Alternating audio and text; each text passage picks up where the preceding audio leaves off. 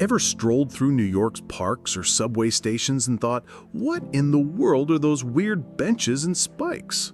We're talking segmented seats, metal spikes popping up like medieval defenses, ground obstacles, and get this, loudspeakers blasting "Let It Go" from Frozen all night long. It's like Disney decided to weaponize Elsa's anthem against sleep. At first, you might chuckle and call it quirky urban art, but peek closer and the joke's on us. These aren't just odd decorations. Oh no, they're New York's sneaky plan to shoo the homeless out of sight.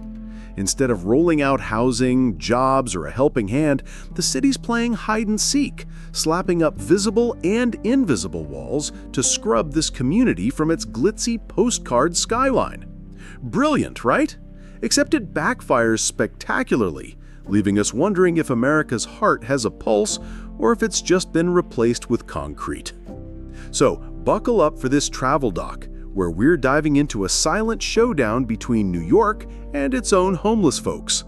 Architecture's the weapon, and the vulnerable, well, they're the problem to erase. Talk about a plot twist. New York, beacon of light, the dazzling American dream, once the land where anyone could reinvent themselves with a suitcase and a dream. But peel back the neon glow of Times Square and you'll find a gritty truth. A homelessness crisis gnawing at the city's soul like a relentless termite. And boy, is it easy to join the club these days. Never been simpler to lose it all. 150,000 New Yorkers hit the streets every night, no roof to call their own. Forget the lazy bum stereotype. These are the heroes who built the skyscrapers, manned the counters, raised kids alone, fought for the flag, and retired after a lifetime of grit. One slip, a lost job, a sudden illness, or a rent hike, and poof, you're out of that cozy apartment faster than you can say eviction notice. Rent? Oh, it's a beast. In Manhattan, a one-bedroom can set you back $5,000 a month, leaving middle-income folks gasping. Even in affordable Brooklyn or Queens, prices choke the air out of your wallet. The average worker shells out 50 to 60% of their income on rent, double what the government deems sane, while shelters, meant as a quick fix, are now overcrowded, crumbling, and about as safe as a haunted house. Yikes! What's this? Supposed to be bologna for lunch. Moldy, anyone? That's the system for you, bro. They fed us that for a week, and since we complained, they're booting us out. It's like a prison sentence with worse food. This is the grim reality of so-called safety nets, places that should cradle the lost, but instead kick them while they're down. Moldy meals from expired stock, and if you dare whine about the filth, the system finds ways to shoo you out. Many homeless folks swear they'd rather brave the streets than those germ-infested, danger-riddled shelters. Irony alert! The last refuge has morphed into a second nightmare for those with nowhere else to turn. And the real heartbreaker? The government and society shrug. While news channels cheer about growth, tourism, and tech triumphs, the daily grind of survival gets zero airtime. They're booted from malls, wiped from public squares, labeled as eyesores to be scrubbed away. New York once planted hope for millions of immigrants, where first-gen dreamers built lives from scratch. Now, surviving here feels like a ruthless game of Monopoly with no get-out-of-jail-free card. The American dream? It's morphed into an exclusive VIP list, and the vulnerable? Well, they're the problem. And here's the kicker. If poverty's treated like a scarlet letter, what happens when it's our turn, or our kids? Take a walk around and you'll spot those bizarre benches, chopped into bits, metal bars spiking up, or slanted surfaces that dare you to sit. To the uninitiated, it's artsy flair. But the truth? It'll knock your socks off. This is anti-homeless architecture, folks, meticulously designed not for beauty or space, but to say, move along, please. Public spaces are being reprogrammed to ditch the homeless. Subway seats? No backrests, segmented or cold metal blocks, perfect for a quick stand, not a rest, especially for those with no other option. It's not just the subway. Bryant Park and Union Square boast benches with metal dividers or slopes that scream, "No loitering." Under bridges, once a last haven, pyramid stones now lurk like urban booby traps. And the cherry on top? Classical tunes from Beethoven to a relentless "Let It Go" blare all night, loud enough to scare off sleep itself. The message? You're not welcome. And deeper still, it's a warning. Lose it all, and this city will turn its back on you. Can you believe a civilized society would craft a whole urban jungle to erase its own people? Sure, some argue it's for order, crime control, or pretty streets. But when a bench is built to deny, not serve, it's less a seat and more a silent weapon in a war where the weak always lose. Picture this. You're an elderly soul, job gone, rent unaffordable, wandering a chilly night. You try the subway, seats too narrow, seek a rain canopy, spikes everywhere. Head to the park, nowhere to rest. Suddenly you realize this city doesn't need cops or laws. It's engineered to nudge you into oblivion, with a smile. Ouch! Wanderers to an era where buildings don't just flex their pretty faces, they spill the tea on our values, or the sad lack thereof. Those metal bars, stony tiles, and relentless background tunes aren't just quirky decor. They're proof of a compassion drought more chilling than a New York winter. When a whole city's blueprint screams, "Ignore the suffering," it's less about art and more about a heartless statement. And get this, indifference has been stamped with a legal seal of approval. If even the benches are too cold-hearted to care, who's to say we won't be the next ones photoshopped out of this urban snapshot? Picture a frigid New York night, where the mercury dips to near zero and winds could freeze your fingers off. Enter the subway, the last bastion for the homeless. Underground, amidst the daily shuffle of millions, a hidden world thrives. No sun, no cozy beds, just the warm huff of passing trains and the occasional canopy. For years, these train stations, corridors, and benches have been a lifeline when the surface shuts its doors. For the homeless, it's more than a dry spot. It's a fragile tightrope between dawn or doom. But even this makeshift haven's rolling out the "no vacancy" sign. Lately, New York's bigwigs have unleashed a barrage of tactics. Safety, hygiene, order, they cry, to boot the homeless from the subway. Cops patrol like it's a crime scene, waking, shooing, or arresting anyone daring to snooze on a bench. Hundreds are shoved back to street corners, under bridges, or into shadows where society can pretend they don't exist. Sure, the sight of folks crashing on station floors might ruffle some feathers or turn stomachs, but have we ever paused to ask how desperate life gets to choose a cold stone bed over a warm one? Why not toss in housing, healthcare, or a kind word instead of just slapping a Band-Aid on poverty's ugly mug? These moves don't vanish the problem. They just sweep the misery deeper underground or out of town. The subway, once a pulsing heartbeat of New York's vibe, is now a quiet battlefield where the homeless dodge eviction, stay awake thanks to those pesky designs, and live like fugitives for the crime of having no home. And the real gut punch? It's not the concrete chill or being ghosted by society. It's that even in this cash-flush city, they're banned from existing, even below ground. A civilized spot should be judged by how it cradles its weakest, not by train speeds or skyscraper stacks. Yet in New York, that belief's fading faster than a subway rat in daylight, lost in the dark tunnels night after night. If even the underground rejects you, where's left to stand? It's a razor-thin line between keeping order and losing our soul, and New York's teetering over it. Look around and you'll spot those sneaky "no feeding the homeless" signs popping up like weeds.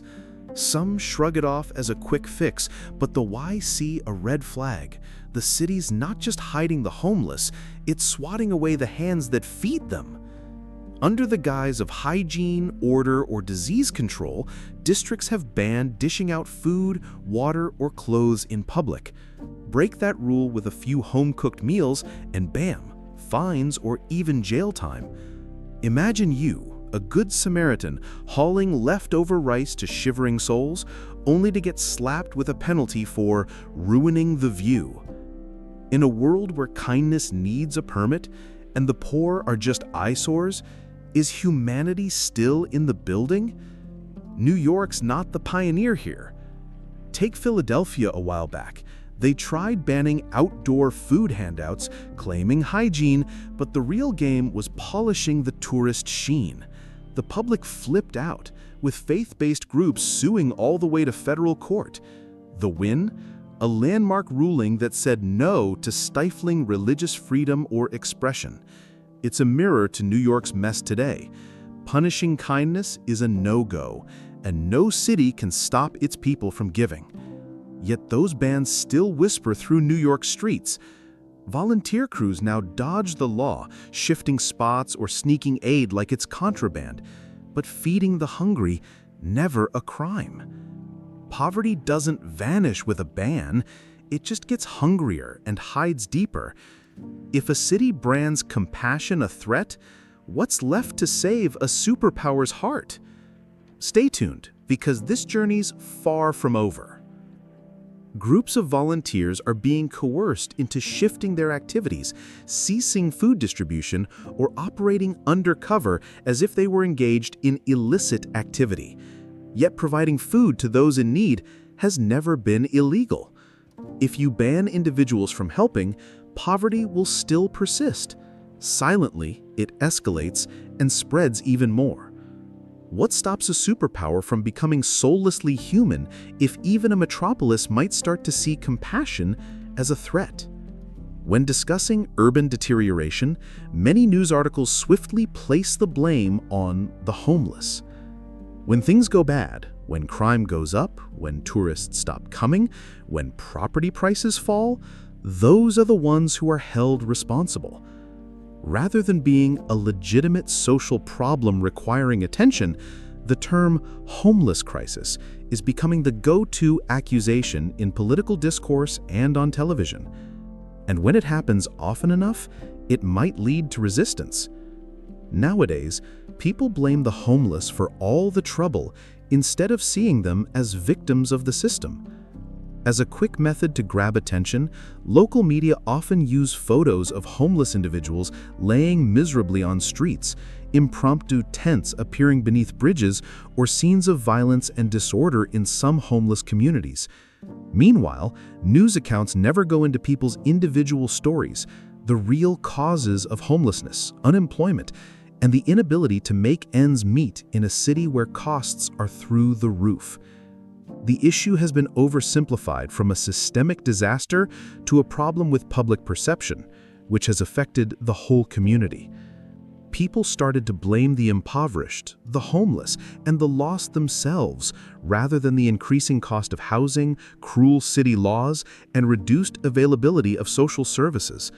Some political arguments use the plight of the homeless as a rallying cry. One group has pledged to make the streets cleaner. Despite the opposing side's dedication to re-establishing order, very little is spoken on practical remedies, such as social housing, healthcare, psychiatric assistance, and community reintegration. Those items don't have the same luster as a strong tagline and a spotless TV appearance. The result is that people start to drift apart within a group. Assisting people are seen as complicit in the sin. People think those who speak up are too sensitive. As for those without homes, they start to fade into oblivion over time. Nobody even bothers to address them by name anymore, much less listen to them. All we can say about them is that they're an annoyance. But there is a lot of diversity among the homeless, which is something that the media tends to gloss over. They include people of all ages, including children, women who are unmarried, veterans, and individuals who have had jobs in the past. Everyone has a unique story. Every feature is a challenge. And also, everyone can recognize themselves in it, if only life had thrown them a curveball. A city's media can't do its job well if it only understands how to construct an image and not how to evoke empathy and retrospection. Does the problem of homelessness really exist? Or conversely, do they represent the problems that our society has not yet solved? The human spirit and physical evidence of a city's efforts to combat homelessness are always there, regardless of whether the campaign was successful or not. Along with removing the seats where people may lay down, New Yorkers also removed the tents and closed the resting locations. They put up hostile structures, banned food delivery, boosted police presence at the stations, and blared loudspeakers all night long. The homeless people who were formerly all over the place have suddenly disappeared from the downtown areas. But they're still visible on the map. Their desperation has only grown as they have been driven further away and hidden deeper. In the end, the city isn't better off for those urban fights. Rather, society is more fractured and has lost touch with its founding principles of acceptance, humanity, and equal opportunity. Those who want to provide a hand must now behave covertly, as if they were guilty. People experiencing homelessness today bear an invisible sentence, even if all they need is to be noticed and helped. They should be treated as an issue rather than individuals in need of assistance. There is still life in the city. The metro is up and running again. The square's lights are on. But society's growing indifference has brought about a subtle but permanent change. Not an increase in the number of homeless people, but something entirely different. No matter how many restrictions and hurdles we put in place, the impression that we are becoming more apathetic will persist. So, to what end are we building the city? A person's happiness index or their image development? New York has the authority to remove the tents and ban any kind of aid. You can make the homeless disappear from people's minds. But walking through streets that once were filled with people, stories, and someone in need of a second chance is a sense that will never be fully erased. A city's true value is determined by how it handles society's most vulnerable members, not by how spectacular it seems in every tourist snapshot. The city's homeless population is not a public disgrace. They show where the system is lacking and serve as a cautionary tale about the consequences of losing compassion for one another. Who will be there tomorrow if people who were once part of our community, neighbors, co-workers, or family, are suddenly invisible because they have nowhere to go? Even though New York is the biggest mirror, it's not the only city dealing with a hidden humanitarian catastrophe. The most disturbing issue is not the actual growth of poverty, but rather the ease with which one can now dismiss the concept of poverty altogether. In your opinion, how should New York City continue to fight homelessness? Put your 2 cents in the comments area. To help support the channel and see when we upload new videos, please subscribe, like, and share the videos. Enjoy the video. I'll see you in the next one. The creators of this film hope that it will serve as a catalyst for community discussion and societal analysis. All data, visuals, and commentary are derived from open, transparent, and independently verified sources. We just want to provide a place for collective thought so that no one is left out in the cold, and we have no intention of criticizing or attacking any person, group, or government.